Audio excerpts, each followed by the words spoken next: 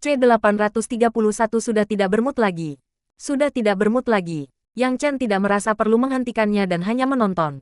Meskipun Yan Buen membunuh anggota klannya sendiri adalah tindakan mengerikan yang tak terbayangkan, itu bukanlah hal yang mengkhawatirkan bagi Yang Chen. Bahkan, Yang Chen senang karena dia tidak harus melakukannya sendiri. Namun Yang Chen merasa bingung.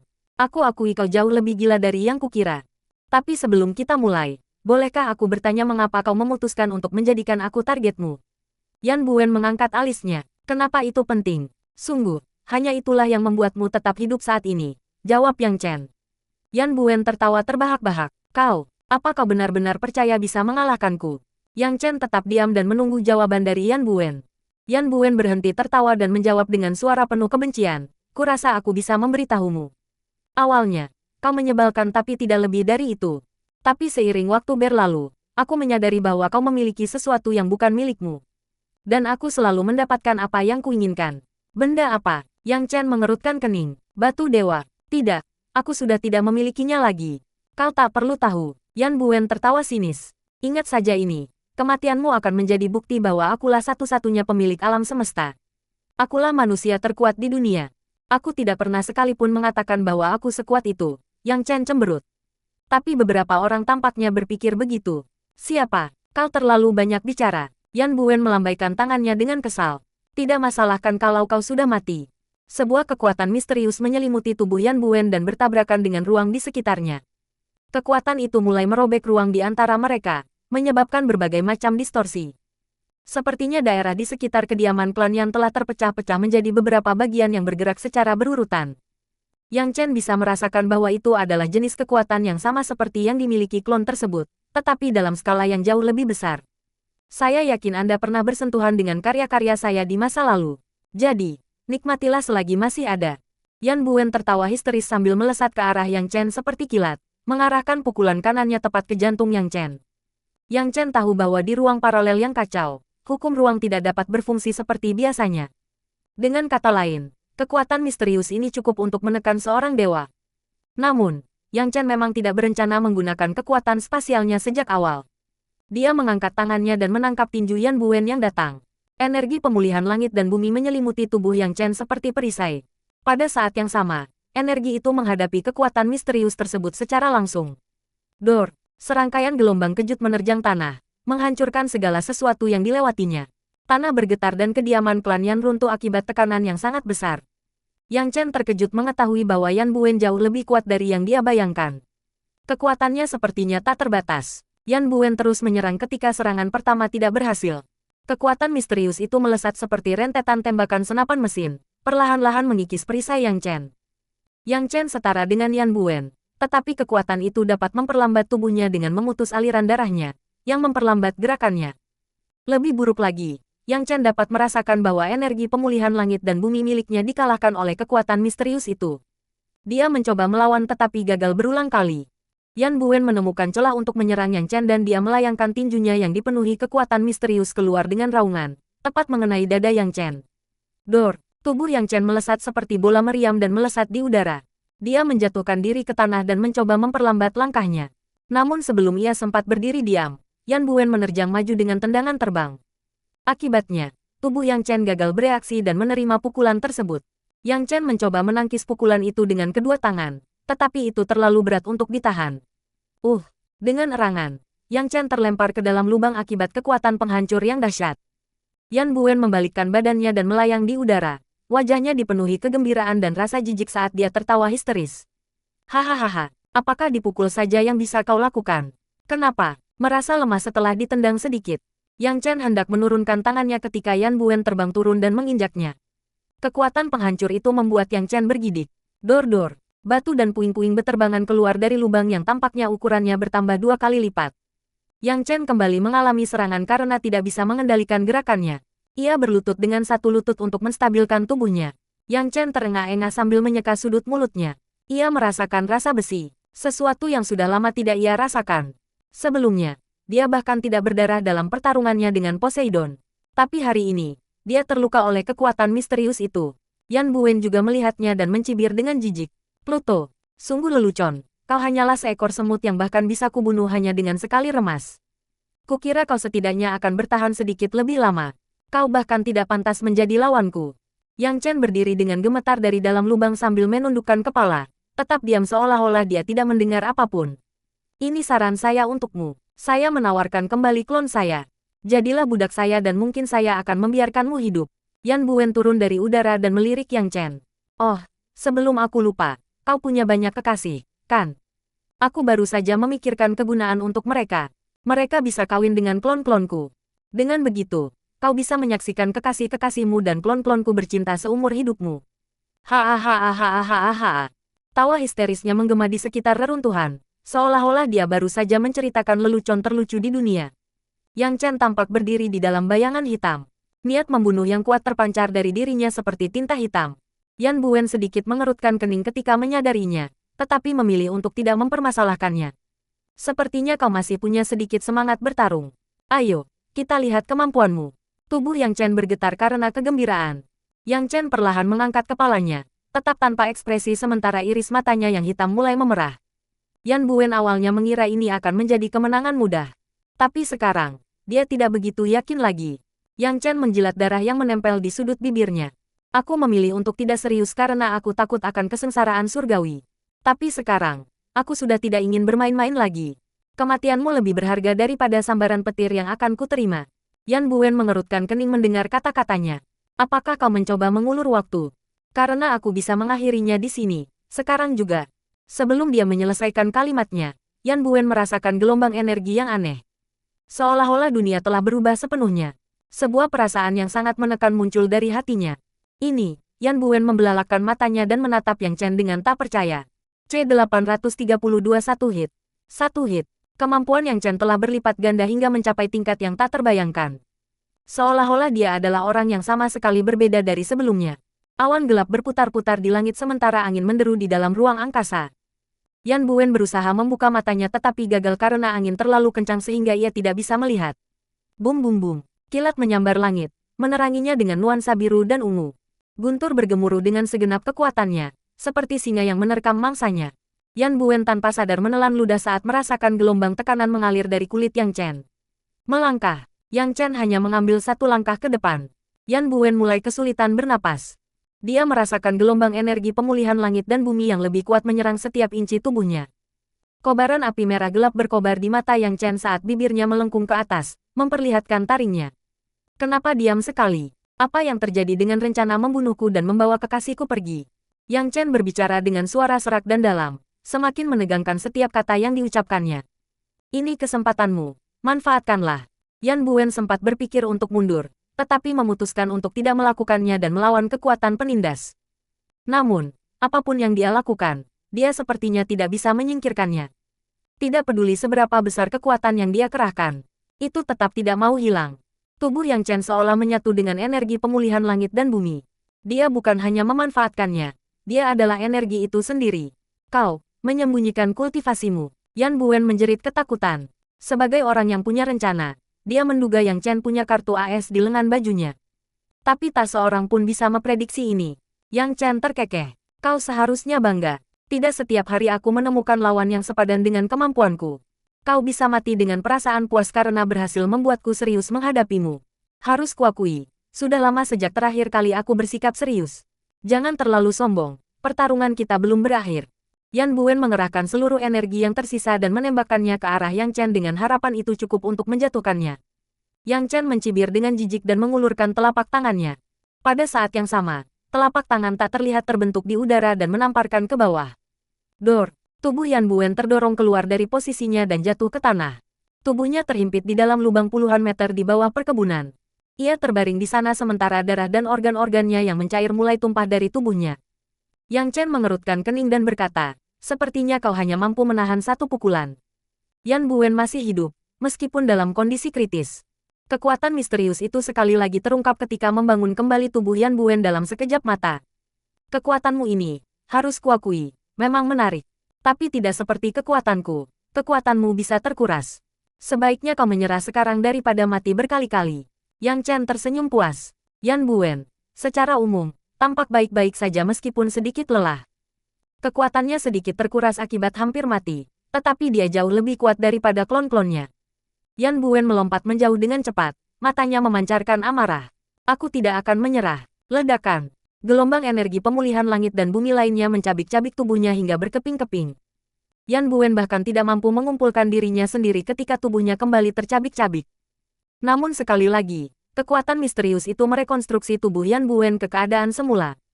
Yang Chen berbicara pelan, kurasa kita harus melakukan ini lagi dan lagi. Namun kali ini, Yan Buen memutuskan untuk tidak melawan balik. Baginya, lebih penting untuk keluar dari pertarungan ini hidup-hidup daripada menang. Yang Chen tidak memberinya waktu untuk melakukan itu, dan langsung mengirimkan ledakan energi pemulihan langit dan bumi lainnya. Sekali lagi, tubuh Yan Buen hancur menjadi gumpalan daging dan darah yang tak dapat dikenali.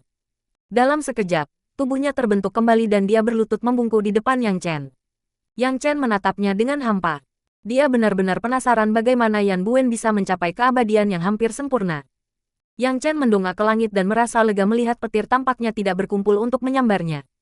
Namun tetap saja, dia tidak bisa mengambil risiko melepaskan kultivasi aslinya terlalu lama. Yang Chen mengangkat tangannya, berencana untuk melanjutkan serangannya. Mata Yan Buen berkedip saat dia berkata, "Kau tidak bisa membunuhku, aku punya ini." Dia meraih sesuatu di udara. Itu adalah benda hitam yang bergoyang-goyang di tangannya. Yang Chen terkejut. Batu dewa. Selama ini, batu itu ada padamu. Karena telah merawatnya selama bertahun-tahun, Yang Chen mampu mengenalinya ketika melihatnya, meskipun dalam bentuk yang berbeda. Yan Buen tertawa terbahak-bahak saat batu itu berubah menjadi bola hitam besar yang meliputi seluruh tubuhnya. Ketika Yang Chen melihat itu, dia sekarang bisa menghubungkan dua hal. Kekuatan misterius yang dimiliki Yan Buen tampaknya sangat mirip dengan kekuatan yang dimiliki batu itu. Apakah dari situlah Yan Buen mendapatkan kekuatannya? Tapi bagaimana dia bisa mendapatkannya? Mungkinkah dia mengendalikan hukum ruang angkasa sebelum ini? Yang Chen mencoba menghancurkan lapisan hitam yang menutupi Yan Buen, tetapi tidak terjadi apapun ketika energinya terhubung dengannya. Dalam sekejap mata, lapisan hitam itu menghilang bersama Yan Buen. Yang tersisa hanyalah tawa Yan Buen yang bergema di langit. Yang Chen berdiri terpaku tak percaya. Bagaimana mungkin Yan Buen masih bisa lolos meskipun dia telah mengungkapkan kekuatan aslinya dan membunuhnya beberapa kali? Sialan. Yang Chen melayangkan pukulan ke depan dan menghancurkan separuh rumah. Dia memulihkan dan menyembunyikan tempat budidayanya dalam waktu kurang dari 1 menit. Yang Chen menggelengkan kepalanya dan menghela napas melihat rumah besar yang hancur itu. Kunci pelarian Yan Buen adalah batu dewa. Tak heran jika dewa-dewa utama lainnya juga mengejar batu itu. Tampaknya batu itu memang mampu melakukan hal-hal misterius.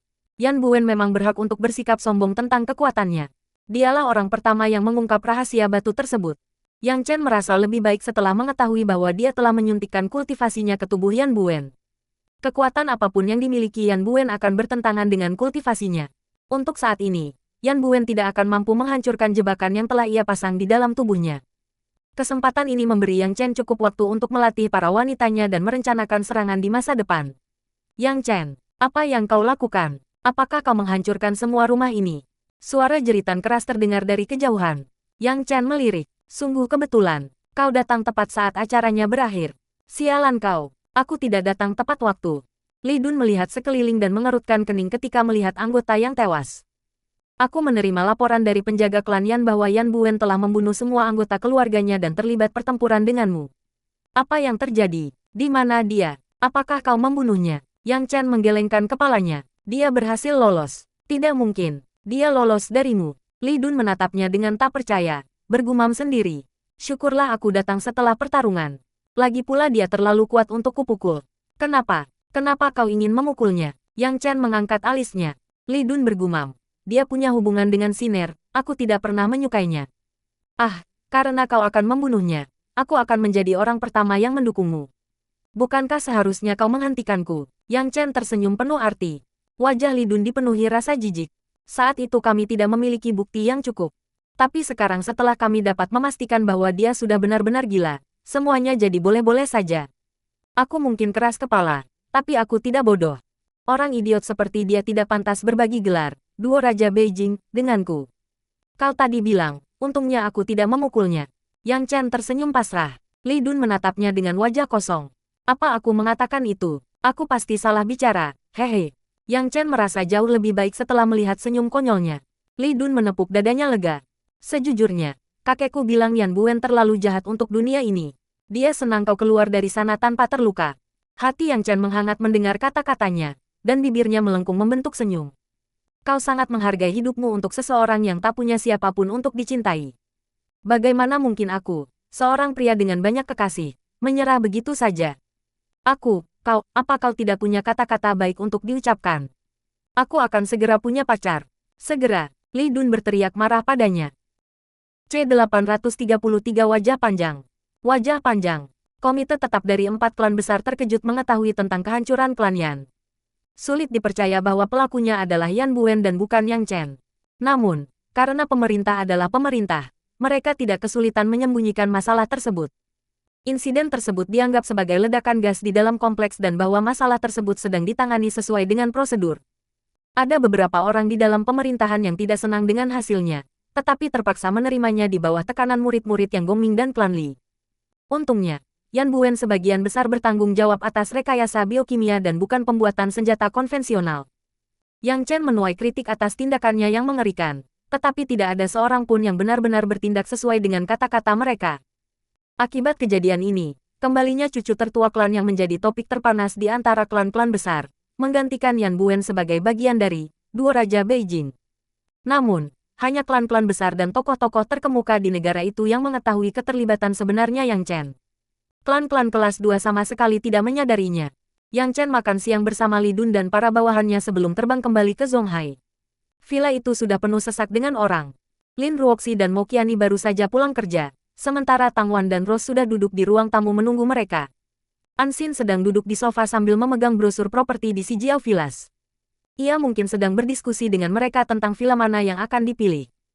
Mereka semua tersenyum cerah ketika Yang Chen kembali ke rumah dengan selamat, kecuali Lin Ruoxi yang masih mengerutkan kening karena para wanita di ruangan itu. Yang Chen mengedipkan mata kepada mereka dan berkata kepada Lin Ruoxi yang berdiri di seberangnya dengan tenang, "Hei, Ruoxi, jangan cemberut meskipun kamu tidak merasa ingin tersenyum melihatku." Kaulah yang bermuka masam." Lin Ruoxi memalingkan muka, tidak ingin melihatnya tetapi ekspresinya telah melunak. Yang lain saling bertukar pandang dan terkikik. Jelas sekali mereka melihat ekspresinya, tetapi mereka berpura-pura tidak mengetahuinya. Wajar jika dia merasa seperti ini sejak pertemuan mereka beberapa hari yang lalu. Tapi kali ini, mereka semua datang tanpa diundang. Tang Wan tersenyum. "Sudah kubilang dia akan baik-baik saja. Kalian tidak percaya padanya, tapi kami harus memastikannya sendiri. Kau baru lega setelah anggota klanmu memberitahumu. Kenapa kau bersikap tegar sekarang?" Mo Qianni menggodanya. Tang Wan tersipu setelah kedoknya terbongkar. Dia menerjang ke depan dan meraih Mo Qianni, yang membuat Mo Qianni tertawa kecil sebagai respons. Rose mendorong Mo Qianni ke belakang sambil bercanda, mengolok-oloknya bersama Tang Wan. Yang Chen terkejut melihat mereka bergaul dengan begitu baik. Namun, dia yakin bahwa Lin Ruoxi tidak berinisiatif untuk berteman dengan mereka. Guo Suehua keluar dari dapur sambil membawa sepiring besar irisan buah. Saat melihat Yang Chen, dia langsung mulai mengomel. "Akhirnya kau kembali. Apa yang kau lakukan tadi? Kalau Anxin tidak memberitahu kami tidak akan tahu kau pergi ke Beijing. Kakekmu yang bilang kau baik-baik saja saat aku menelepon ke rumah. Kita harus bersembunyi dulu." Orang-orang mulai membicarakannya. Tidak ada yang bisa kita lakukan terhadap mereka. Biarkan saja. Yang Chen mengambil sepotong semangka dan memasukkannya ke dalam mulutnya. Tiba-tiba, sebuah suara tak terduga terdengar dari dapur. "Kehidupanmu di China pasti seru ya, Yang Chen." Yang Chen berbalik dengan wajah tercengang. Seorang wanita ramping mengenakan atasan tali spaghetti berwarna merah muda berdiri di belakangnya. Bokongnya yang seksi tampak indah berkat celana jeans ketatnya. Pakaiannya cukup kasual, tetapi tak seorang pun bisa mengalihkan pandangan darinya. "Jen." Yang Chen menatapnya dengan bingung. "Kenapa kau di sini?" Jen menggigit melonnya dan berkata, "Aku akan tinggal di Zonghai untuk sementara waktu." "Apa maksudmu?" tanya Yang Chen, semakin bingung. Lin Ruoxi berbicara dengan suara lantang. "Nona Jen akan mengawasi pengembangan material sintetis antara Yulei dan beberapa perusahaan lain dari Inggris. Beliau akan membuka laboratorium kimia di Universitas Zonghai dan juga bertindak sebagai rektor. Nona Jen akan mengembangkan material baru dan mengajar mahasiswa di universitas tersebut setidaknya selama 1 tahun. "Apa? Setahun?" Yang Chen terkejut. Jen langsung menatapnya dengan sedih. "Yang Chen sayangku, apakah aku tidak diterima di sini?" Yang Chen tersenyum getir. "Aku hanya terkejut, itu saja. Tapi bagaimana kau bisa terpilih untuk proyek acak seperti ini begitu saja?" Lin Ruoxi menatapnya dengan dingin setelah mendengar itu. "Maksudmu proyek yang aku setujui?" Yang Chen menyadari kesalahannya dan segera memperbaikinya. "Sayang, jangan marah, itu hanya kesalahan. Proyek seperti ini sangat bermanfaat bagi masyarakat." Lin Ruoxi mendengus pelan, jelas tidak puas dengan alasannya. Murid-murid Nona Jen seharusnya datang, tetapi keadaan berubah dan dia datang menggantikan mereka. Jen tersenyum nakal. Aku tahu, Yang Chen pasti terkejut melihat aku meneleponnya tadi pagi dari Inggris. Yang Chen tidak tahu harus menanggapi kejutan itu seperti apa. Namun pasti ada alasan lain mengapa Jen mengganti murid-muridnya dan datang sendiri ke Zonghai. Yang Chen penasaran ingin tahu alasannya. Dia tidak diberitahu tentang hal ini. Yang Chen bergidik ketika mengingat hubungan mereka yang ambigu. Situasinya canggung bagi kami ketika dia berada di Inggris. Sekarang dia di sini. Bagaimana aku akan menghadapinya? Pikirnya. Wang Ma menyiapkan banyak hidangan karena banyaknya tamu. Mereka duduk mengelilingi meja makan bundar dan menikmati hidangan mereka. Setelah makan malam, para wanita kembali ke rumah. Ansin sudah memilih sebuah villa di sebelah Tangwan yang tidak terlalu jauh dari rumah Yang Chen. Namun tidak seperti mereka. Dia tidak bisa langsung pindah karena harus mengemas banyak barang. Jen tidak akan tinggal di rumah Yang Chen. Universitas Zonghai telah menyiapkan sebuah bungalow di dekat situ untuk tempat tinggalnya sementara waktu. Meskipun tidak sebagus rumah-rumah mewah lainnya, lokasinya lebih dari cukup untuk menutupi kekurangan tersebut. Lin Ruoxi membantu Wang Ma dan Guo Suehua membersihkan sampah sementara Yang Chen menonton TV bersama Zhen Xiu. Yang Chen merasa lebih tenang karena Yan Buen akan terbebas dari bayang-bayangnya untuk sementara waktu. Ia akhirnya bisa menikmati hidupnya dan keluarganya. Wang Ma keluar dari dapur dan menepuk dahinya sambil melihat kalender. Ah, aku benar-benar sudah terlalu tua. Aku tidak percaya aku sampai lupa. Ada apa, Yulan? Usiamu baru 50 tahun ini. Guo Suehua menatapnya dengan aneh. Wang Ma tertawa. Hari ini adalah titik balik matahari musim panas, yang berarti festival perahu naga dimulai besok. Kami tidak merayakannya terakhir kali karena hanya ada aku dan Nona. Sekarang karena ada begitu banyak orang di rumah, aku merasa kita harus merayakannya dengan meriah dengan pangsit. Zhen Xiu berbalik di sofa dan berkata dengan riang, "Hore, hore, aku juga ingin membuat pangsit, Wang Ma. Aku suka makan pangsit beras manis." Guo Suehua menegurnya, "Kamu benar-benar penggila makanan." Wang Ma berkata, "Kami tidak punya bahan-bahannya di rumah dan saya merasa tidak aman pergi keluar untuk membelinya. Saya dengar mereka menggunakan pewarna makanan untuk membuat pangsit mereka sekarang." Lin Ruoxi berpikir sejenak setelah mendengar kata-katanya. "Wang Ma, kenapa tidak kubiarkan aku meminta beberapa bahan dari toko ketan langgananku? Kurasa mereka juga bisa membuat pangsit ini." C834 Sensasi Ekstasi. Sensasi ekstasi. Lin Ruoxi menyarankan ini karena dia sangat ingin makan bola-bola nasi ketan dan merasa tidak enak karena selalu Ma Guifang yang membawakannya. Jika dia punya alasan yang sah untuk pergi, dia tidak perlu merasa malu. Guo Suehua tidak setuju dengannya. "Sebaiknya kau tinggal di rumah dan beristirahat, Ruoxi. Hari ini sudah sangat melelahkan bagimu. Biarkan Yang Chen yang pergi." Wajah Yang Chen berubah muram saat mendengar itu. "Tapi aku juga sibuk, aku sibuk mencoba mencari cara untuk mengumpulkan para wanitaku." Guo Suehua mengerutkan kening melihat ekspresi enggan Yang Chen. "Kenapa wajahmu murung? Apa kau tidak mau membantu kami?" Yang Chen tersenyum terburu-buru. "Tentu saja tidak, aku akan pergi besok setelah bekerja." Lin Ruoxi menggembungkan pipinya dan mengangguk. Dia tidak punya pilihan. Beberapa saat kemudian, Lin Ruoxi naik ke ruang kerja setelah mencuci piring. Dia memiliki banyak pekerjaan yang harus diselesaikan terkait proyek baru yang akan dimulai beberapa hari lagi. Yang Chen memberikan remote control kepada Zhen Xiu dan mengikutinya. Dia berdiri di depan pintu, mencegahnya masuk ke ruangan. "Kali ini ada apa lagi?" Lin Ruoxi mendongak menatapnya dengan lemah. Yang Chen bertanya padanya dengan canggung, "Apakah kamu masih marah padaku?" "Apa? Aku benar-benar tidak ingat Tang Wan tinggal di sini. Tapi aku memang meminta Ansin untuk tinggal di sini. Kau pasti berpikir aku mencoba mengumpulkan mereka semua di satu tempat untuk memboikotmu, kan?" Yang Chen tersenyum tipis. Lin Ruoxi terdiam sejenak. "Jika itu yang kau pikirkan tentangku, maka kau salah. Beberapa hal tidak bisa dikompromikan karena tekanan. Lagi pula, kau pasti lebih khawatir daripada aku, karena kaulah yang pertama kali membicarakannya." Yang Chen tercengang sambil mencoba menyeringai. "Kau tahu persis maksudku. Sepertinya memiliki istri yang cerdas ada manfaat dan juga kerugiannya." Lin Ruoxi tersenyum dan matanya berbinar. Ekspresi bangga di wajahnya membuatnya berseri-seri, tampak lebih cantik dari sebelumnya. "Jangan khawatir, aku tidak akan mengatakan apapun. Kau tidak bisa mengubah masa lalu. Kau melihatku menyiapkan teh dan buah-buahan untuk mereka. Aku juga bisa bermurah hati." Yang Chen berkata dengan getir, "Fakta bahwa kau menjadi lebih murah hati sekarang adalah alasan mengapa aku sedikit gugup." Lin Ruoxi tersenyum tipis sambil mendekati Yang Chen. Hidungnya hampir menyentuh dagu Yang Chen ketika dia mendongak. "Kenapa? Kau merasa kasihan padaku?" Lin Ruoxi berbisik di telinganya. Aku selalu merasa kasihan padamu. Sekarang lebih dari sebelumnya. Yang Chen terkekeh. Kalau begitu biarkan saja tumbuh. Aku akan mencapai tujuanku ketika kau mulai kembali ke kamarku dengan hati-hati setelah tidur dengan wanita lain. Atau, ketika kau berhenti menggoda wanita-wanita cantik. Lin Ruoxi terdengar puas dengan dirinya sendiri. Hati Yang Chen hancur. Aku sudah tahu. Aku tahu kau tidak akan sebaik itu.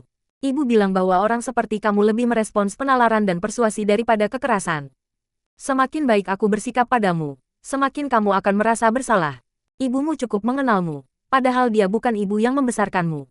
Mama, Yang Chen menarik napas dalam-dalam, merasa sakit hati mendengar kata-katanya. Dia membantumu membalas dendam padaku. Lin Ruoxi menggigit bibirnya dan bersandar di dada suaminya, menggosokkan kepalanya ke tubuh suaminya sambil berbicara pelan. Suamiku, aku ingin makan ketan. Yang Chen merasa seperti berada di awan ke-9 saat mendengarkan suara imutnya. Perasaan sesak di dadanya langsung menghilang.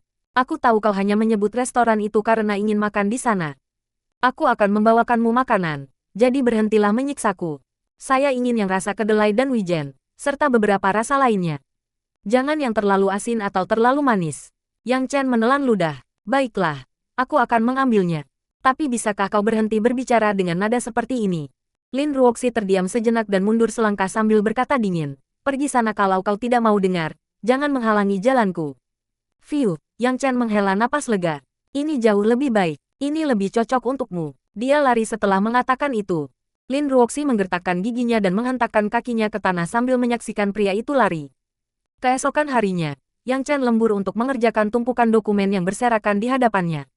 1 jam telah berlalu setelah semua orang pergi sebelum ia sendiri berangkat ke restoran. Karena jam sibuk telah berlalu, hanya ada beberapa orang yang tersisa di jalanan. Yang Chen terkejut melihat wajah yang familiar saat ia masuk. Ma Guifang yang sedang berada di kasir menatapnya dengan heran. Wajahnya berseri-seri saat dia bertanya, Yang Chen, kenapa kau di sini? Apakah kau di sini bersama Qiani? Yang Chen baru ingat bahwa Lin Ruoxi menyuruh Ma Guifang datang ke sini untuk bekerja. Tidak. Aku datang ke sini untuk mengambil beberapa bahan untuk kue beras. Ma Guifang mengangguk mengerti. Masih ada beberapa yang tersisa di belakang. Meskipun mungkin sudah selesai jika Anda datang besok. Paman Zhao keluar dari belakang dan terkejut melihat Yang Chen. Dia mulai berbicara dengan Yang Chen dengan antusias, mengundangnya makan malam. Yang Chen memandang langit dan menyadari bahwa hari sudah semakin larut. Jadi dia berkata kepada Ma Guifang, Ibu, bergabunglah dengan kami untuk makan malam. Nanti ibu akan mengantar ibu pulang agar tidak merepotkan. Ma Guifang tahu Yang Chen berusaha mendekatinya. Jadi dia mengangguk karena dia memutuskan untuk tidak mempedulikan urusan putrinya. Yang Chen tidak merasa canggung makan di rumah Paman Zhao karena ini bukan pertama kalinya. Mereka dekat dengannya dan memperlakukan Ma Guifang seperti keluarga juga. Tepat saat makan malam akan disajikan, dia menyadari bahwa ada seseorang yang hilang dari meja. Paman Zhao, apakah Hongyan belum pulang? Tanya Yang Chen penasaran. Sekalipun Zhao Hongyan sekarang asisten Lin Ruoxi, seharusnya dia sudah meninggalkan kantor. Paman Zhao menghela napas. Aku melihatnya tadi. Dia mungkin sedang mengurung diri di kamarnya mengerjakan sesuatu. Aku perlu mencuci piring. Jadi kenapa kau tidak memanggilnya untukku? Yang Chen mengangguk. Zhao Hongyan dulunya bagian dari Departemen Hubungan Masyarakat yang beban kerjanya jauh lebih ringan daripada asisten CEO. Dia berjalan menuju halaman belakang setelah menerima instruksi dari Paman Zhao. Meskipun mereka tidak kaya, rumah mewah ini telah diwariskan dari generasi ke generasi. Yang Chen harus melewati lorong panjang dan berbelok sebelum bisa mencapai kamar Zhao Hongyan. Pintu-pintu kayu itu tertutup rapat dan jendela-jendela ditutupi dengan tirai kuning, menghalangi seluruh pemandangan. Yang Chen hendak mengetuk pintu ketika dia mendengar erangan merdu dari dalam kamar. Terdengar seperti kicauan burung yang lembut dan suara aliran sungai di pegunungan. Yang Chen dapat langsung mengenali suara itu. Setelah mendengarnya, semuanya adalah kehidupan. Sebenarnya suara itu hampir tidak terdengar oleh orang normal, tetapi Yang Chen bukanlah orang normal. Dia bisa merasakan bahwa Zhao Hongyan sendirian di kamarnya. Jadi satu-satunya kesimpulan yang bisa dia tarik adalah bahwa dia sedang memuaskan dirinya sendiri. Zhao Hongyan adalah seorang janda cerai. Antara pekerjaan barunya dan restoran keluarganya, ia tidak punya banyak waktu untuk berkencan. Ia mungkin memiliki hasrat seksual yang terpendam tetapi tidak punya cara untuk melampiaskannya. Karena semua alasan itu, tidak sulit untuk memahami mengapa dia mengunci diri di kamarnya. Yang Chen tidak tahu apa yang harus dilakukan dengan informasi ini. Pergi begitu saja. Tapi bagaimana dia bisa membenarkan tindakannya datang ke depan pintu rumahnya tanpa mengajaknya makan malam? Wanita itu pasti akan curiga bahwa dia mendengarnya, mengetuk dan memanggilnya. Yang Chen tidak ingin melakukan itu. Ia merasakan sensasi terbakar di perutnya ketika mengingat bagaimana ia pernah membelai wanita itu sebelumnya dan bagaimana wanita itu menyentuh dirinya sendiri sekarang. Ia benar-benar ingin mengintip dan melihat sendiri.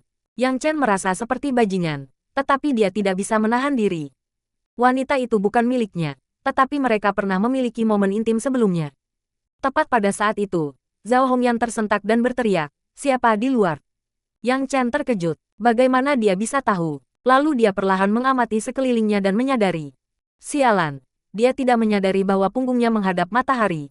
Jadi ketika sinar matahari menyinari tirai, wanita itu bisa melihat siluet seseorang dari dalam. C835 dua kali lebih cepat. 2 kali lebih cepat. Yang Chen buru-buru memutuskan untuk berpura-pura tidak tahu apa-apa tentang situasi tersebut. Kemudian dia berkata, "Hongyan, ini aku. Aku mampir untuk mengambil sesuatu dan ayahmu mengundangku makan malam. Aku hanya ingin memberitahumu bahwa makan malam sudah siap." Di dalam terdengar suara gemerisik dan keributan, sebelum akhirnya Zhao Hongyan sendiri memberikan jawaban yang terlambat. "Oh, beri saya waktu sebentar, saya sedang mengerjakan sesuatu." Yang Chen tersenyum getir, menyadari betul bahwa kebohongannya yang terang-terangan itu memiliki lebih banyak celah daripada yang bisa dia hitung. Tapi sekarang setelah wanita itu menunjukkan keberadaannya, apalagi yang bisa dia lakukan? Baiklah, kalau begitu aku akan pergi ke sana dulu. Yang Chen berdiri di sana dengan sangat tidak nyaman. Baiklah, jawab Zhao Hongyan dengan suara terengah-engah. Yang Chen segera kembali ke meja makan sebelum Zhao Hongyan keluar dari kamarnya. Dia belum siap menghadapi situasi canggung itu. Tepat saat makan malam disajikan, Zhao Hongyan masuk dengan tergesa-gesa. Ia mengenakan pakaian kasual berwarna putih berkerah bulat yang dipadukan dengan renda merah yang mencolok, sekali lagi menonjolkan pesona alami gadis muda itu. "Hongyan, ada apa denganmu? Kita sedang kedatangan tamu. Tolong jangan lakukan itu lagi," keluh Zhao tua dengan kesal. Zhao Hongyan mengangguk pelan sambil menghindari tatapan Yang Chen. Wajahnya yang sempurna memerah. Yang Chen melirik sekilas dan hampir tak bisa menahan emosinya. Ya Tuhan, wanita itu jelas sedang mabuk. Lihat betapa merahnya pipinya. Sepanjang makan, Yang Chen kehilangan nafsu makannya seperti biasanya dan malah diam-diam melirik wanita di hadapannya. Zhao Hongyan pun tak kalah, sesekali mencuri pandang ke arah Yang Chen. Dan tak lama kemudian hal yang tak terhindarkan terjadi saat mata mereka bertemu, yang menyebabkan kedua pihak saling menjauh. Yang Chen terjebak dalam pusaran emosi karena dia benar-benar berada tepat di meja makan bersama orang tua wanita itu. Namun di sana, dia malah mencuri pandang seperti pasangan selingkuh di depan ibu mertuanya. Dia hanya bisa menyalahkan rintihan menggoda wanita tadi, yang membawanya ke dalam pusaran pikiran yang mengasyikkan. Seandainya itu terjadi di masa lalu ketika dia masih menjadi anggota Departemen Hubungan Masyarakat, dia pasti akan menyerah pada nafsu duniawinya. Karena saat itu, dia dan Lin Ruoxi hanyalah pasangan fiktif. Meskipun demikian, Yang Chen masih menahan hati nuraninya, terbebani oleh upaya bersama antara dirinya dan Lin Ruoxi dalam membangun sebuah keluarga. Dia tahu bahwa bertindak berdasarkan dorongan hatinya saat ini akan menjadi tindakan yang terlalu berat untuk ditanggungnya. Belum lagi konsekuensi yang akan dihadapinya jika Lin Ruoxi mengetahuinya. Semua yang telah dia perjuangkan akan sia-sia. Setelah makan, Zhao tua memerintahkan putranya untuk membawa beberapa karung besar berisi beras ketan dan daun bambu, beserta bahan-bahan lain untuk membuat pangsit seperti serutan labu, kurma kering, dan kacang merah. Adapun bola-bola nasi yang sangat diinginkan Lin Ruoxi, Yang Chen dengan penuh perhatian membungkusnya dalam kotak-kotak yang indah untuk memberikan kesan yang baik. Setelah memberikan penghormatan terakhir yang layak kepada kedua tamu, Zhao Hongyan memaksakan senyum, tetapi keraguan tersirat di matanya. Dalam perjalanan pulang menuju rumah Ma Guifang, Yang Chen tak kuasa menahan diri untuk melontarkan lelucon dan merayu sepanjang perjalanan. Ini adalah kesempatan untuk mempererat kembali hubungannya dengan ibu mertuanya. Kesempatan seperti ini jarang dan sulit didapatkan. Setelah kembali ke rumah, ia menyadari bahwa para wanita baru saja selesai makan malam dan sedang menonton episode terbaru drama Korea favorit mereka. Sekarang Zhen Xiu sedang istirahat, dan dia secara resmi menjadi bagian dari klub penggemar drama Korea yang bikin ngiler. Di sisi lain, Yang Chen sama sekali tidak mengerti mengapa mereka begitu tertarik pada drama yang menyedihkan itu. Ceritanya mudah ditebak dan klise, tetapi mereka tetap tertarik menontonnya. Setelah menyadari bahwa Yang Chen telah kembali ke rumah dengan bahan-bahan mereka pun menjauhkan diri dari TV. "Berikan beras ketannya padaku, harus direndam dulu." Wang Ma buru-buru menjawab sambil meraih kantong-kantong itu. Yang Chen tercengang. "Sekarang, apa kau akan membungkusnya malam ini?" Guo Suehua menunjukkan. "Yah, Malam masih panjang. Setelah dibungkus dan dikukus semalaman, kita bisa menyantapnya untuk sarapan besok. Yang Chen acuh tak acuh terhadap hal itu. Jadi dia meninggalkan bahan-bahan itu bersama Wang Ma dan pergi mandi air panas. Tunggu. Lin Ruoxi mengusap air mata di sudut matanya sebelum berjalan menghampirinya. Ada sesuatu yang perlu kukatakan padamu. Aku dan timku diundang untuk bergabung dalam acara pembukaan laboratorium Nona Jen besok. Acara ini diadakan di Universitas Zonghai dan kau juga diundang. Yang Chen bereaksi dengan senyum canggung. Apakah aku harus? Aku bekerja di bagian hiburan. Apa hubungannya denganku? Yang Chen diliputi konflik emosional akibat liku-liku takdir yang terus membingungkan. Aku sudah berusaha sebisa mungkin menghindari Zhao Hongyan dan Jen untuk mengekang hasratku. Tapi mengapa takdir harus melemparkanku ke dalam situasi yang begitu pelik? Lin Ruoxi tampak gelisah. Pertama, kau lebih dekat dengan Nona Jen daripada siapapun di antara kami. Bukankah seharusnya kau ada di sana untuk mendukungnya? Kedua, jika dia melihatmu absen dari kerumunan, dia mungkin berpikir aku menyuruhmu untuk tidak pergi. Lalu apa yang akan dia pikirkan tentangku? Yang Chen berpikir sejenak sebelum menjawab dengan seringai. Ruoxi istriku, aku lihat otakmu bekerja 2 kali lebih cepat saat bekerja. Lagi pula kau memang tidak punya pilihan dalam hal ini. Perintah Lin Ruoxi. Yang Chen menghela napas lesu sambil mengangguk. Kurasa satu-satunya yang bisa kulakukan adalah mencoba menghindari berbicara dengan mereka. Setelah menerima pemberitahuan itu, Lin Ruoxi tiba-tiba cemberut. Nada suaranya merendah saat ia berbisik. Di mana bola-bola ketanku?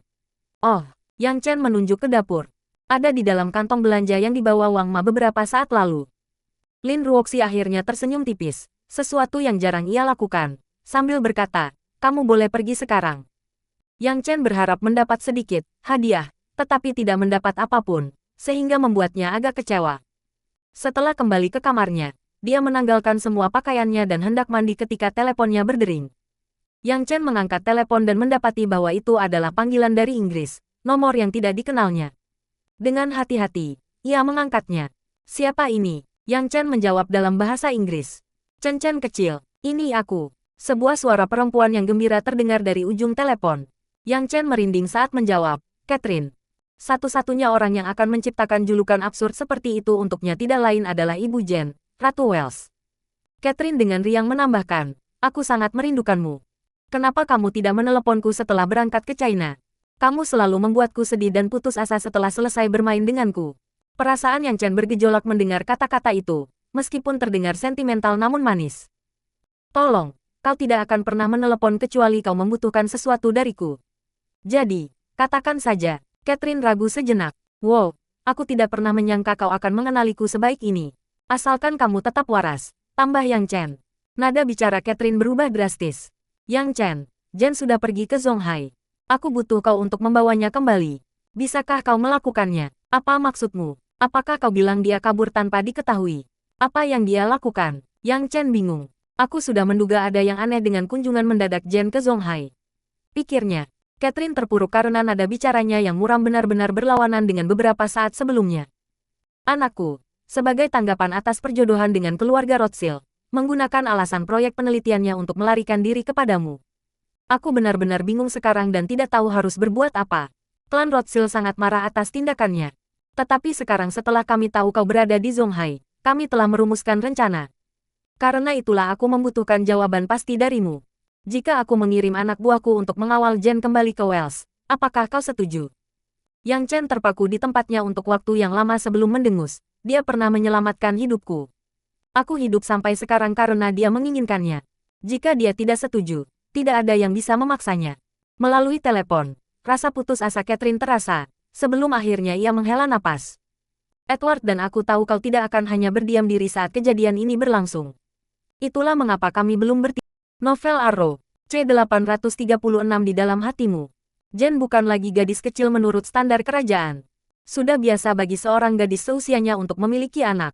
Popularitasnya di kalangan bangsawan tidak membantu posisinya. Yang Chen bingung karena ini adalah pertama kalinya dia diberitahu tentang hal ini. Tapi, Yang Chen, dengarkan aku. Jen adalah gadis dari keluarga kerajaan. Dia diharapkan untuk meneruskan garis keturunan kita. Pernikahannya tak terhindarkan. Catherine mencoba membujuknya. Aku sudah lama ingin menelepon. Tolong bujuk dia untuk mempertimbangkan kembali. Dia harus berhenti hidup dalam fantasinya dan mulai menghadapi kenyataan. Yang Chen merasa sedih. Baiklah, aku akan bicara dengannya besok. Tapi izinkan aku memperingatkanmu. Tidak ada yang bisa memaksanya melakukan apa yang tidak dia inginkan. Catherine menghela napas dan mengakhiri panggilan. Malam itu, Yang Chen tidak bisa tidur. Ia gelisah dan terus mengingat masa lalunya bersama Jen. Sejak pertama kali bertemu, Jen sudah istimewa di matanya. Ia teringat saat-saat yang dihabiskannya bersama Jen di Inggris. Tanpa disadari, Jen telah berhasil merebut hatinya. Sore harinya, Yang Chen berangkat ke Departemen Teknik Biokimia di Universitas Zhonghai bersama Lin Ruoxi setelah menyelesaikan beberapa dokumen di kantor. Sejak mereka mengumumkan pernikahan mereka, sebagian besar orang dari Yulei International sudah terbiasa melihat mereka berdua bersama. Universitas Zhonghai adalah salah satu universitas terbaik di Tiongkok. Mereka mempekerjakan banyak cendekiawan internasional terkemuka untuk mengajar para mahasiswanya.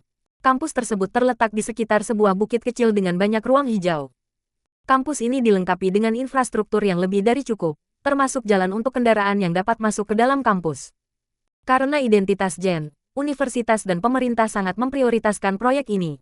Para pemimpin komite kota dan tokoh-tokoh terkemuka dari universitas diwajibkan hadir dalam acara tersebut. Lapangan itu dipenuhi orang-orang yang dari kejauhan tampak seperti sebuah pertemuan sosial. Di lapangan, para sosialita dan politisi berbaur dan saling bertukar kabar. Acara ini bukan hanya untuk Jen dan pengenalan proyeknya. Ini juga merupakan waktu bagi orang-orang untuk menciptakan peluang bisnis. Para paparazzi mengepung pagar dan ditahan oleh petugas keamanan. Kamera mereka terus berkedip untuk mengambil foto sebanyak mungkin. Masyarakat umum hanya mengetahui identitas Jen sebagai seorang cendekiawan. Mereka tidak mengetahui identitasnya yang lain sebagai Putri Wells. Identitas aslinya hanya diketahui oleh kalangan elit masyarakat. Lin Ruoxi menarik banyak perhatian. Bagaimanapun juga, dia adalah investor utama proyek ini. Bagi kebanyakan orang, Lin Ruoxi lebih penting untuk dihubungi dibandingkan Jen. Karena Yulei International adalah pihak yang mendapat keuntungan dari proyek ini, maka menjadi bagian dari proyek tersebut menjadi lebih penting. Lin Ruoxi tampak sangat segar dalam gaun kremnya, tetapi tidak ada yang berani mendekatinya karena ekspresinya yang dingin. Orang-orang hanya menghampirinya untuk memberi salam sebagai tanda hormat. Banyak yang takut melanjutkan percakapan karena nada bicara Lin Ruoxi yang tampak tidak tertarik. Aku lewat jalan belakang agar mereka tidak tahu. Tapi, kalau mereka sampai memergoki kami bersama, aku tidak keberatan kalau jadi skandal. Malah aku suka. Yang Chen menghela napas. Seharusnya kau tidak datang. Kau mempersulit ibumu. Mata Jen menjadi gelap saat dia bertanya, apakah Anda akan mempertimbangkan perasaan saya atau perasaan ibu saya terlebih dahulu? Dia ibumu. Tidak ada hal lain yang perlu dipertimbangkan, kata Yang Chen. Tidak, bantah Jen. Aku bertanya padamu sebagai seorang wanita. Apakah kau lebih peduli padaku, atau ibuku? Yang Chen terkejut dan merenungkan pertanyaannya. Aku tidak tahu. Aku tidak bisa tidur setelah teleponan dengan Catherine. Jen tersenyum lembut. Aku suka jawabanmu. Setidaknya aku membuatmu gelisah. Yang Chen tersenyum getir. Kalian berdua telah menyaksikan pertumbuhanku selama bertahun-tahun. Kalian berdua memiliki tempat istimewa di hatiku. Apakah kami benar-benar orang yang ada di hatimu? Tanya Jen dengan nakal. Yang Chen mengerutkan kening sambil berdiri dan menggelengkan kepalanya. Aku tidak akan menempuh jalan itu. Kau jauh lebih pintar dariku. Tapi masalahnya adalah, sepintar apapun kau tetaplah Putri Wells yang perlu dinikahi. Jen bergeser lebih dekat ke Yang Chen dan bersandar ke belakangnya padanya. Kamu tahu kenapa aku di sini? Yang Chen menarik napas dalam-dalam. Jen, setiap kali aku melihatmu, aku teringat akan keindahan kristal mentah, tak tersentuh, tak terukir. Itu adalah karya seni yang dibentuk oleh langit. Tapi aku juga tahu bahwa jika aku membiarkannya begitu saja, ia akan tetap menjadi kristal selamanya. Kristal itu sempurna di hatiku, tetapi ia tidak akan pernah menjadi karya seni. Itu akan menjadi pilihan yang egois. Kalau begitu biarkan saja tidak terukir selamanya, gumam Jen. Biarkan kristal itu tetap di sampingmu dengan tenang. Kau bisa melindunginya dan ia akan bahagia. Yang Chen tak mampu menjawab, tangannya mengepal. Jen meliriknya dan tersenyum lembut. Aku menyukaimu, Yang Chen. Aku sungguh menyukaimu. Aku sangat yakin akan hal itu. C837 Dunia yang terpisah. Yang Chen merasa napasnya terhenti karena kejujurannya. Jen terus tersenyum. Jangan terlalu khawatir. Saat aku jatuh cinta, saat itulah segalanya berubah bagiku. Aku menyadari bahwa di dunia yang gelap dan suram ini, akan selalu ada secercah sinar matahari yang menungguku di sisi lain. Aku tidak berharga. Yang Chen menggelengkan kepalanya. Itu hak saya untuk memutuskan, kata Jen dengan keras kepala. Yang Chen dengan lembut mengusap rumput tempat mereka duduk. Jen, aku tidak akan menyembunyikan apapun darimu dan kau bisa berbagi semua pikiranmu denganku. Kita di sini, sekarang berbaring saling membelakangi. Jen merasa bingung, tapi rasanya tidak seperti itu. Rasanya seperti kita masih terpisah separuh dunia. Kali ini, Yang Chen tidak tahu harus menjawab bagaimana, jadi dia hanya diam. Yang Chen, Jen memulai. Kumohon jangan usir aku meskipun kau tidak menginginkanku di sini di sampingmu. Aku tidak punya tempat lain untuk pergi. Berjanjilah padaku. Yang Chen memikirkannya cukup lama. Setelah menenangkan diri, ia bangkit dan berjalan kembali ke arah pesta. Dia tiba-tiba berhenti mendadak dengan membelakangi wanita itu. Aku janji. Yang Chen terus berjalan kembali ke pesta. Jen tersenyum lebar saat melihat sosoknya menjauh di kejauhan. Sesosok wanita anggun mengenakan gaun merah berpotongan rendah muncul di hadapan Yang Chen ketika ia berbelok di dekat lokasi pesta. Zhao Hongyan berdiri di pojok dengan linglung, memegang segelas sampahnya. Rambutnya diikat ke atas sehingga menonjolkan dadanya yang berisi dalam gaun berpotongan rendah. Dia tampak sangat berbeda dari saat pertama kali mereka bertemu. Dia tampak seperti bunga kesepian yang berdiri sendirian di pojok. Yang Chen tidak menyadarinya sampai dia mendongak dan melihat bahwa itu adalah Zhao Hongyan.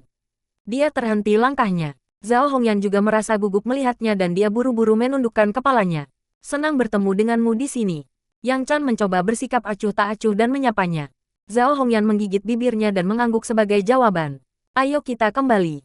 Gajimu mungkin akan dipotong kalau kamu bermalas-malasan. Canda Yang Chen sambil mulai berjalan kembali.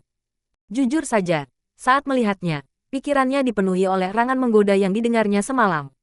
Bagaimana dia bisa menahan diri jika tetap berada di sana bersamanya? Zhao Hongyan mengumpulkan keberaniannya dan memanggilnya. Tunggu, Yang Chen berhenti di tempatnya. Zhao Hongyan berbalik, matanya berlinang air mata. Yang Chen, apakah kau menganggapku sebagai wanita kotor dan tak tahu malu? Seseorang yang hanya tahu bagaimana berbuat keji. Yang Chen tercengang. Apa yang membuatmu mengatakan itu? Aku tidak akan menyapamu jika itu benar. Kau hanya merayu, kan? Zhao Hongyan tersenyum tipis. Kau tidak perlu melakukan ini. Ini hanya akan membuatku merasa lebih buruk. Yang Chen menghela napas dan tersenyum getir. Karena kau terus bersikeras, katakan saja, bagian mana dari dirimu yang menurutku sangat menjijikkan. Zhao Hongyan tidak bisa menjawab pertanyaan itu dan dia berbalik dengan malu. Kau pasti sudah mendengarku kemarin. Apakah kau harus menyuruhku mengulanginya? Jadi aku harus berasumsi bahwa kau adalah orang yang hina hanya karena kau sedang masturbasi. Tanya Yang Chen dengan nada menghina. Kau terlalu mengagumiku, dan kau bersikap egois. Zhao Hongyan terkejut mendengar jawabannya. Yang Chen melanjutkan, ada miliaran orang di dunia yang memiliki hasrat seksual yang sama seperti Anda. Jika semua orang berpikir bahwa masturbasi sama dengan depresi, mereka bisa menghilang saja, saya tidak peduli. Anda pikir orang yang bercerai itu langka. Anda pikir mereka tidak memiliki kebutuhan seksual sendiri. Jika bukan karena suami atau pacar kedua mereka, menurut Anda di mana lagi mereka melampiaskan hasrat mereka? Jangan konyol, aku hanya seorang pria dan kau hanya seorang wanita. Aku hanya kebetulan bertemu denganmu di waktu yang salah. Aku bukan seorang perjaka yang belum pernah berhubungan intim dengan wanita sebelumnya. Kau bukan anak SMP yang membaca novel cabul sepanjang hari. Jadi mengapa kau harus berpikir begitu rendah tentang dirimu sendiri karena hal seperti ini? Zhao Hongyan tergagap. Lalu, mengapa kau berpura-pura seolah tidak terjadi apa-apa? Yang Chen mengerutkan bibir dan menghela napas. Aku tidak punya pilihan. Kau cantik dan memiliki tubuh yang bagus. Jika aku tidak mengendalikan tindakanku, aku bisa mencoreng reputasimu dan membuatmu dipecat. Kau adalah rekan kerja wanita pertama yang kutemui di Yulei. Aku tidak bisa memperlakukanmu seperti mainan. Zhao Hongyan tak kuasa menahan kebahagiaannya meskipun ia tak percaya dengan pujian itu. Pipinya memerah saat ia berdiri gelisah, tak tahu harus berkata apa. Kau mengerti, kan? Kau seorang wanita yang memiliki kebutuhan wanita. Jangan terlalu memikirkannya. Yang Chen terkekeh. Zhao Hongyan mengangguk. Terima kasih. Maafkan aku karena meragukanmu. Yang Chen melambaikan tangannya untuk memotong ucapannya karena terdengar seperti dia hampir mengaku. Tidak apa-apa. Jangan terlalu dipikirkan. Aku mau pergi mencari makan. Setelah itu, dia pergi dengan tergesa-gesa. Bibir Zhao Hongyan melengkung membentuk senyum malu-malu saat dia memperhatikannya pergi. Yang Chen mengambil piring dan dengan cepat menuju antrean prasmanan. Dia akan sibuk dengan konferensi pers dan pesta penyambutan nanti. Lin Ruoxi dan Mo Qianni tidak bisa menghabiskan waktu bersama Yang Chen karena mereka berdua sibuk berbicara dengan mitra bisnis. Jadi Yang Chen menjelajahi sekitar kampus dan bahkan sempat tidur siang. Pesta baru saja dimulai saat malam tiba. Lin Ruoxi menghampiri Yang Chen dan merangkul lengannya. Ia menatap Yang Chen dari atas ke bawah sambil berkata dengan skeptis, "Kemana kau pergi siang ini? Apakah kau berselingkuh?" Yang Chen tersenyum canggung. Aku tidak ada kerjaan dan aku tidak mengerti apa yang kalian bicarakan. Jadi aku tidur siang. Jangan khawatir, aku tidak bersama siapapun. Lin Ruoxi mengangguk sambil tersenyum puas. Ada banyak gadis cantik di kampus. Tapi aku ragu mereka akan menyukaimu karena gaya dan penampilanmu biasa saja. Aku hanya bertanya untuk bersenang-senang. Aku percaya padamu. Tentu saja. Mengapa aku harus melihat mereka ketika aku memiliki istri cantik sepertimu? Yang Chen mencoba menyenangkannya. Namun wajahnya berubah dingin. Apa yang kau lakukan dengan Nona Jen di belakang laboratorium? Yang Chen terkejut sambil tersenyum getir. Kau melihat kami. Bagaimana mungkin aku melewatkan dua target terbesarku? Matanya dipenuhi niat membunuh ketika dia berkata, aku membawamu ke sini karena aku percaya padamu. Jika kau menggoda Nona Jen di belakangku, aku akan membatalkan proyek ini dan mengirimnya kembali. Dan kau akan menderita. Yang Chen berkeringat dingin. Ruoxi, bukan seperti itu. Kami hanya punya waktu untuk mengobrol sebentar. Sebaiknya memang begitu. Aku tidak berhak mengendalikan tindakanmu, tetapi aku sedang berusaha keras untuk hubungan kita. Kaulah yang bilang kita hanya boleh tidur bersama setelah menikah. Jika kau berani mencari perempuan lain lagi, aku akan menunjukkan betapa kejamnya seorang wanita. Mengerti? Langsung ke konten utama. Novel Arrow. C838 Paus Raksasa. Paus Raksasa. Yang Chen menelan ludah dan mengangguk ketika dihadapkan dengan tatapan tajamnya. Saat mereka hendak kembali ke aula, ponsel Yang Chen berdering. Dia merogoh sakunya dan melihat ide penelepon. Itu Liu Mingyu. Dia tidak bisa hadir hari ini, karena harus tetap di perusahaan untuk menyelesaikan beberapa urusan. Tapi seharusnya dia sudah pulang kerja sekarang. Yang Chen menjawab panggilan itu di depan Lin Ruoxi. Mingyu, ada apa? Suaranya terdengar terengah-engah saat berbicara dengan panik. Yang Chen, saudaraku Minghao hilang. Apa? Yang Chen setengah berkata setengah berteriak. Lin Ruoxi mengerutkan kening. Dia merasa tidak nyaman dengan kenyataan bahwa Liu Mingyu menghubungi Yang Chen di waktu yang paling buruk yang bisa dibayangkan. Liu Mingyu berkata, Minghao bertengkar dengan ayah kami siang ini dan mengancam akan kabur dari rumah. Kami pikir dia tidak serius, tetapi kami belum bisa menghubunginya. Kami tidak tahu kemana dia pergi. Aku sudah mencari di semua tempat yang kami duga akan dia kunjungi. Kami bahkan sudah bertanya kepada teman-temannya dan mereka tidak tahu kemana dia pergi. Bagaimana jika dia diculik oleh salah satu musuh ayah?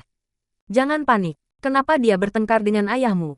Liu Mingyu menjawab, aku tidak yakin, tapi kurasa ini ada hubungannya dengan kematian ibunya. Yang Chen sedikit frustrasi, karena tahu bahwa Liu Minghao pasti telah mendengar tentang bagaimana Su Ying dan Gao Yue dibunuh oleh Liu Qingshan. Itulah sebabnya mereka berkelahi. Zonghai mungkin wilayah kekuasaan perkumpulan Duri Merah, tetapi ayahmu juga memiliki koneksi. Bukankah dia bisa menemukannya? Tanya Yang Chen. Liu Mingyu menjawab, ayah dirawat di rumah sakit karena terlalu emosi akibat pertengkaran itu. Dia tidak mengirim siapapun untuk mencarinya dan dia menyangkal bahwa Minghao adalah anaknya. Ibu meminta bantuan dari perkumpulan Duri Merah, tetapi sudah 2 jam dan mereka masih belum tahu apa-apa. Meskipun Liu Minghao adalah saudara tirinya, dia dekat dengannya. Ia sangat terkejut mengetahui bahwa Liu Minghao akan melarikan diri dari rumah. Yang Chen mulai merasa kesal. Kenapa kau tidak memberitahuku lebih awal? Liu Mingyu tergagap. Aku tidak ingin merepotkanmu karena kau sedang menghadiri acara besar bersama Ruoxi. Kupikir aku tidak perlu mengganggumu jika aku bisa menyelesaikannya sendiri. Kapan kau jadi sebodoh ini? Kenapa menghadiri sebuah acara lebih penting daripada saudaramu yang hilang? Yang Chen meninggikan suara. Lin Ruoxi yang berdiri di sampingnya menunjukkan tanda-tanda ketidaksenangan. Liu Mingyu kembali terisak. Aku minta maaf. Bisakah kau membantuku mencarinya? Lagi pula, amarahnya mungkin telah membuatnya mendapat masalah. Yang Chen tak tahan melihatnya menangis. Ia menarik napas dalam-dalam dan menenangkannya. Baiklah, aku akan membantu mencarinya sekarang. Aku bisa menemukannya selama dia masih di planet ini. Pulanglah ke orang tuamu dan aku akan membawanya kembali saat aku menemukannya. Baiklah, aku akan mendengarkanmu. Liu Mingyu hampir tidak bisa berpikir jernih. Yang Chen menoleh ke Lin Ruoxi setelah mengakhiri panggilan. Ruoxi, kakak Mingyu kabur dari rumah dan aku harus membantu mencarinya. Kau harus masuk ke dalam sendiri. Apa? Lin Ruoxi tidak bisa mendengar percakapan mereka dengan jelas.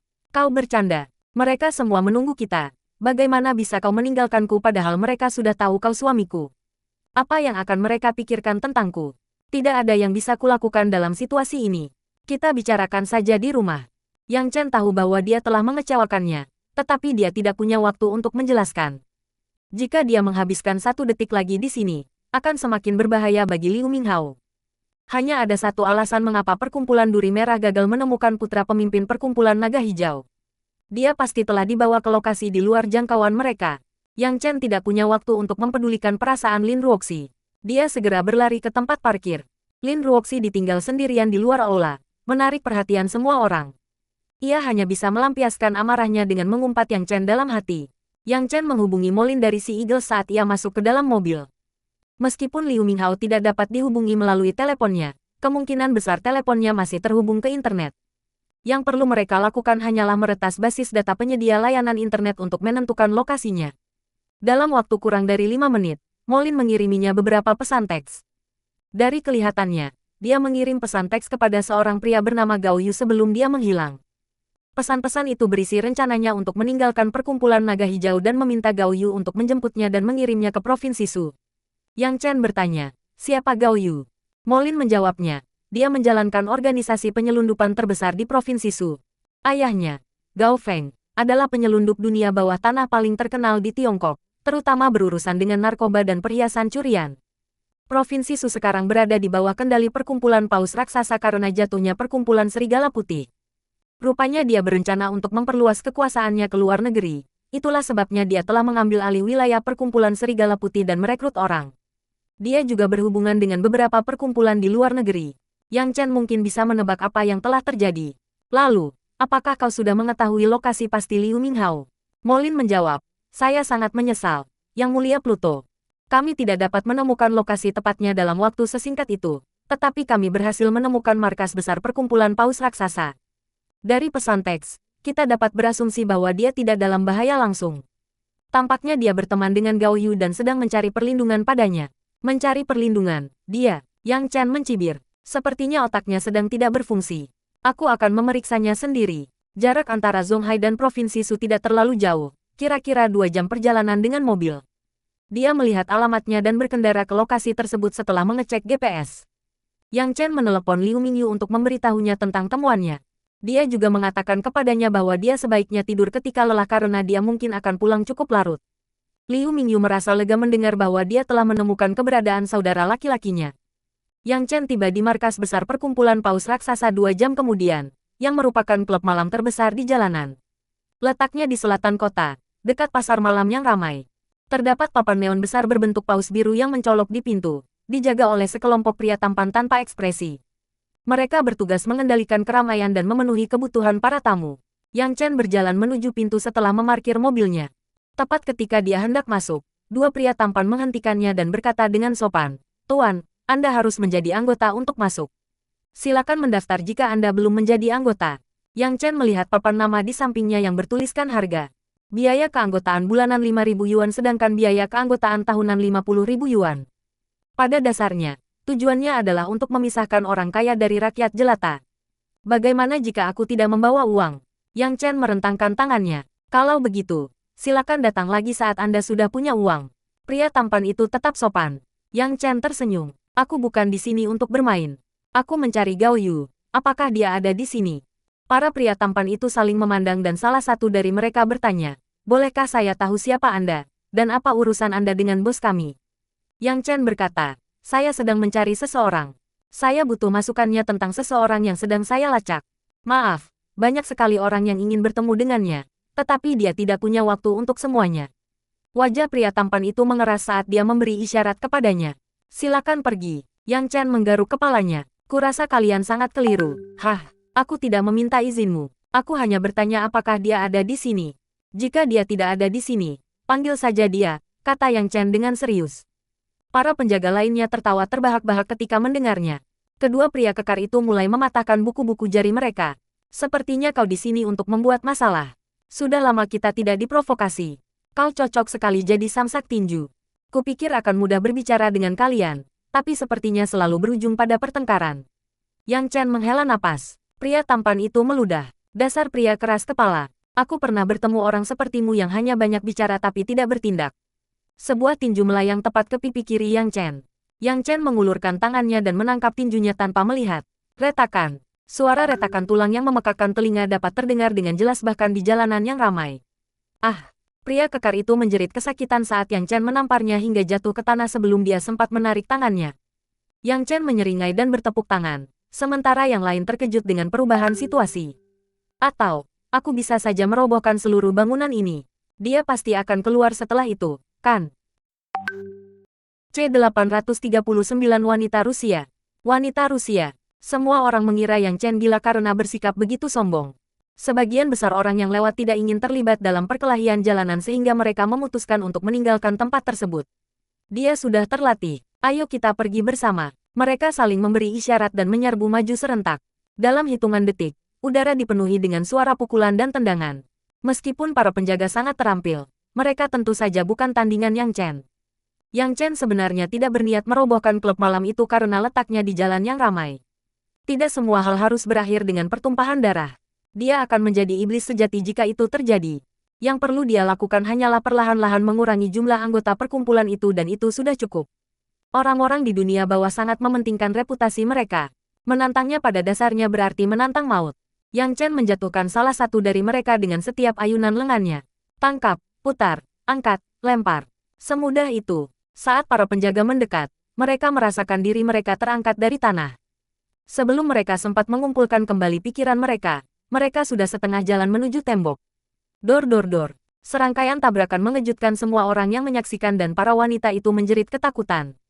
Yang Chen berjalan santai memasuki klub malam setelah mengurus para penjaga. Interiornya dirancang dengan mempertimbangkan kemewahan dan tampak lebih luas daripada yang terlihat dari luar. Orang-orang di dalam tidak menyadari perkelahian yang baru saja terjadi. Mereka menari tanpa peduli. Mereka menggoyangkan tubuh mengikuti irama musik dan beberapa di antaranya jelas sedang mabuk karena narkoba. Yang Chen melihat lebih jauh dan melihat lebih banyak orang, membuktikan betapa menguntungkannya bisnis di tempat ini. Setelah menemukan anak tangga, Yang Chen melihat sebuah lukisan Eropa di dekat pintu masuknya.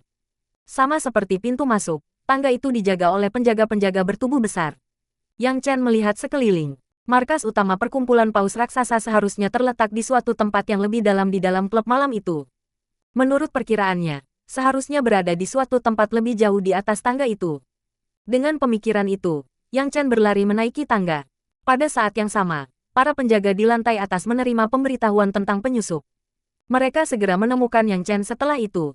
Itu dia, tangkap dia. Sekelompok penjaga menyerbu maju dengan aura mengancam, ingin mencabik-cabiknya. Yang Chen tidak peduli seberapa cepat atau berapa banyak yang datang. Begitu seseorang mendekatinya, dia akan mendorong mereka naik tangga. Akhirnya, dia berjalan menyusuri koridor dan masuk ke koridor seni. Itu adalah koridor seni karena ada patung-patung seni, lukisan, dan hiasan dinding berupa puisi yang mengapit kedua sisi koridor. Yang Chen bukanlah seorang profesional, tetapi dia tahu bahwa ini dipamerkan agar dilihat oleh orang banyak. Namun anehnya, untuk seseorang yang konon menyukai seni, ia menempatkan karya-karyanya di klub malam yang berisik, yang secara teknis merupakan markas besar sebuah perkumpulan dunia bawah. Tepat saat itu, sekelompok wanita berjalan keluar dalam dua baris. Mereka mengenakan pakaian kulit ketat yang menempel di dada dan bokong mereka. Sebagian besar dari mereka berdarah campuran, beberapa berkulit sawo matang dan beberapa berkulit putih dengan rambut hitam. Satu-satunya kesamaan di antara mereka adalah bahwa mereka semua sangat terlatih.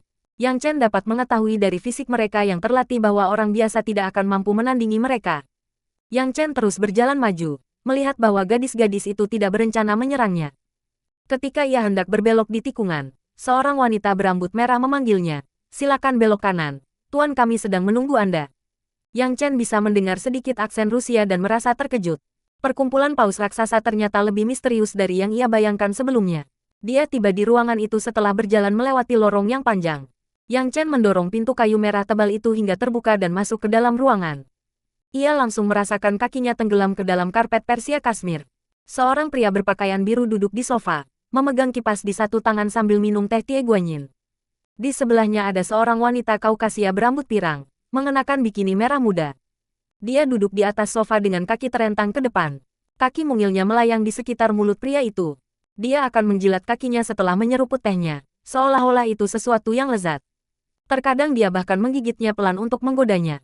Yang Chen duduk di sofa di seberang mereka sambil memperhatikan dengan senyum aneh.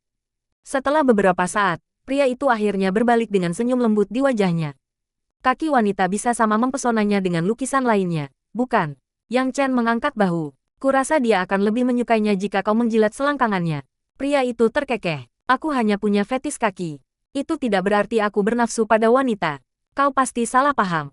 Jika menjilat bagian tubuh wanita sama dengan apresiasi, aku lebih memilih mengalihkan fokusku ke hal lain, jawab Yang Chen dengan nada bosan. Pria itu mengerutkan kening dan melambaikan tangannya.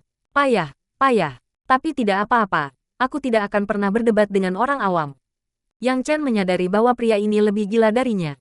Saya Gao Yu, tuan muda dari perkumpulan paus raksasa. Anda pasti menantu Liu Qingshan dari perkumpulan naga hijau, Tuan Yang Chen, kan? Tanya Gao Yu sambil mengipas-ngipas kipasnya. Yang Chen tidak repot-repot menjawab dan langsung bertanya, di mana Liu Minghao? Gao Yu menjawab, Ibu Liu Minghao berteman dengan ayahku. Karena aku mengenalnya, dia memutuskan untuk tinggal di sini selama beberapa hari setelah melarikan diri dari rumah. Jika Anda datang untuk menjemputnya, saya akan dengan senang hati memanggilnya. Semua yang terjadi di luar hanyalah kesalahpahaman. Yang Chen merasa aneh dengan kata-katanya. Dia membiarkan Liu Minghao pergi begitu saja. Apa aku terlalu banyak berpikir? Tepat saat itu, terdengar suara-suara di luar pintu. Seorang pemuda yang tampak familiar berdiri di pintu. Dan benar saja, itu adalah Liu Minghao. Kakak ipar, Liu Minghao mengenakan kaos tanpa lengan putih dan celana pendek. Dia sangat gembira melihat Yang Chen. Kenapa kau di sini? Yang Chen memberi isyarat agar dia mendekat. Saat ia menangkapnya, Yang Chen bisa mencium sesuatu darinya dan ia mengerutkan kening. Ceritakan, apa yang kau lakukan barusan? Liu Minghao tersipu dan bergumam pelan saat ditanya. Hehe, aku melakukannya dengan seorang wanita Rusia. Kakak ipar, kau tidak tahu betapa berbedanya melakukannya dengan mereka. Jauh lebih hebat daripada gadis-gadis kuliah yang biasa ku kencani. Mereka montok dan seksi. Mereka hampir membuatku kelelahan. Yang Chen ingin memukulnya.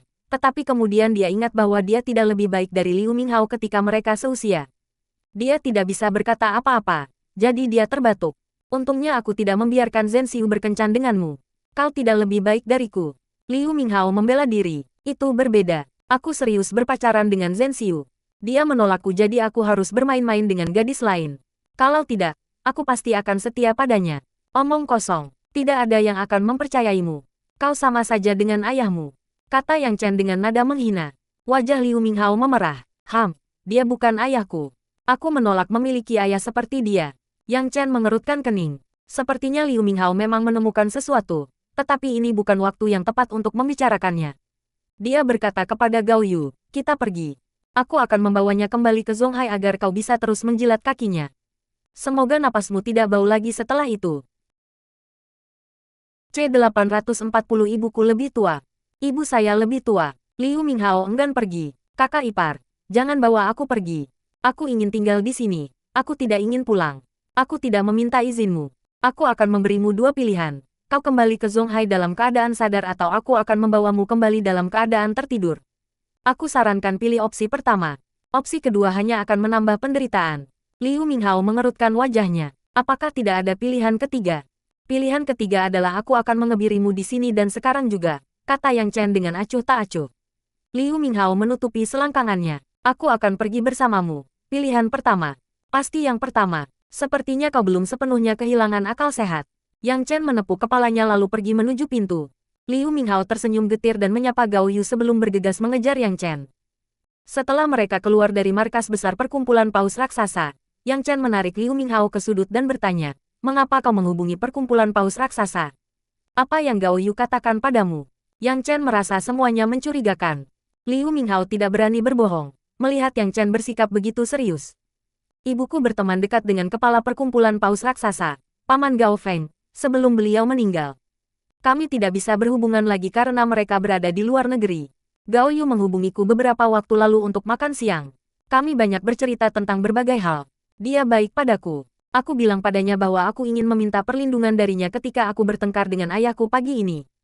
Aku ingin memulai dari posisi rendah di perkumpulan paus raksasa dan mengalahkan ayahku ketika aku sudah cukup kuat. Tapi Gao Yu bilang padaku bahwa aku masih muda dan belum dewasa, bahwa aku harus memikirkannya dulu sebelum bertindak. Dia membelikanku makanan dan mengajakku bermain, lalu kau datang. Yang Chen merenung sejenak dan berkata, hanya itu saja. Liu Minghao berpikir sejenak lalu mengangguk. Itu saja, bagaimana kau tahu aku di sini? Aku melempar ponselku ke dalam air. Yang Chen menepuk kepalanya. Kau kabur dari rumah padahal belum dewasa. Dan kau berani mengunjungi orang lain dengan harapan mengalahkan ayahmu sendiri. Jika itu terjadi, aku harus melihat adikmu dan ibu tirimu menangis siang dan malam. Liu Minghao merasa bersalah. Aku tahu apa yang kulakukan salah terhadap adik dan bibiku. Tapi ibuku dibunuh oleh bajingan itu. Bagaimana mungkin aku menyebut pria seperti itu sebagai ayahku? Siapa yang memberitahumu itu? Yang Chen mengerutkan kening. Liu Minghao tergagap. Dari teman lama ibuku, tapi aku tidak bisa menyebutkan siapa. Aku sudah berjanji untuk tidak memberitahukannya. Yang Chen bertanya dengan nada meremehkan. Apakah kau bahkan repot-repot memverifikasinya? Liu Minghao terkejut. Aku tidak perlu tahu. Kematian ibuku terlalu mendadak dan aneh. Lagi pula, aku sudah diberi penjelasan yang sangat detail tentang apa yang terjadi.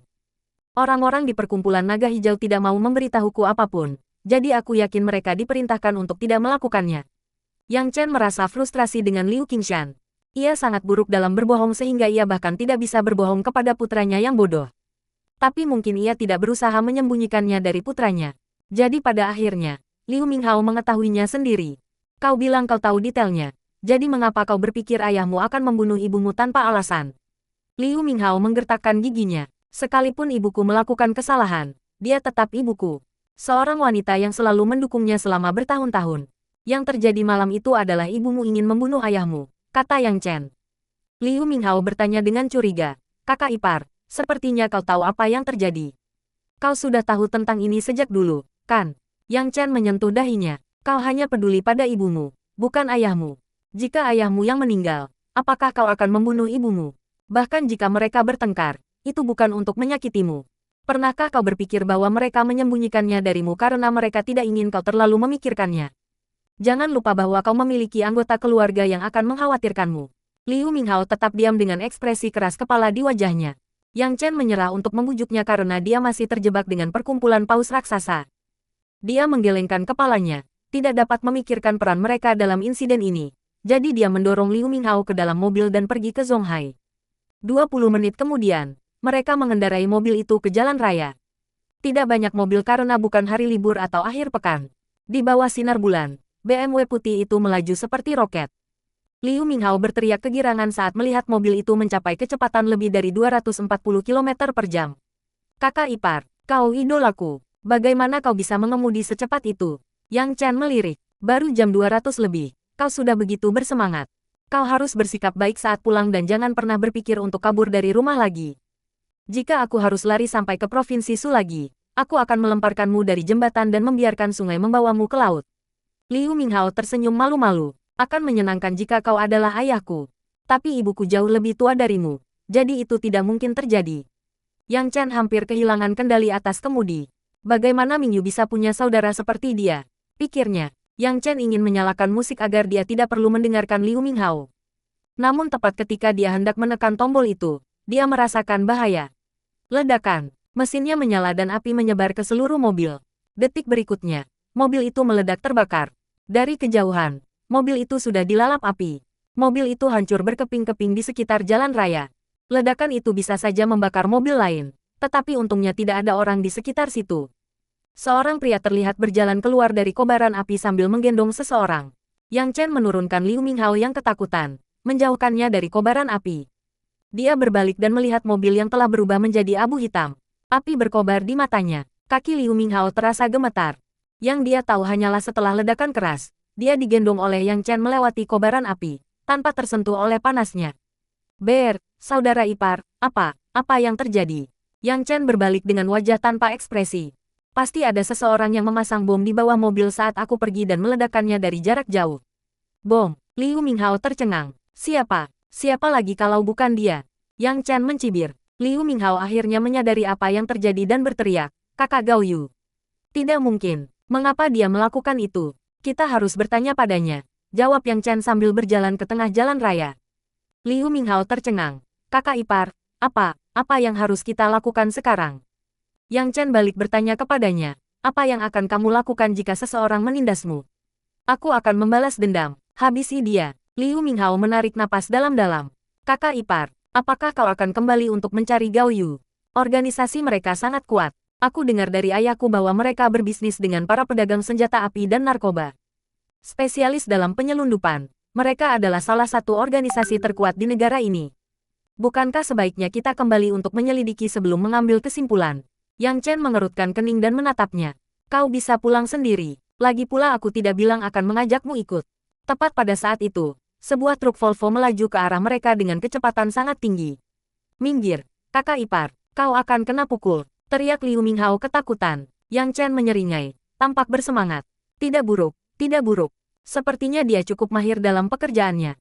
Ini membuat semuanya lebih menarik.